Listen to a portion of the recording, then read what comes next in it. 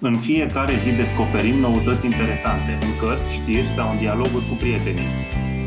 Înțelegi ce vezi sau ce ți se spune doar după ce ai răspuns la aceste întrebări. Când s-a întâmplat? Unde are loc acțiunea? Cine e personajul principal? Ce anume a făcut?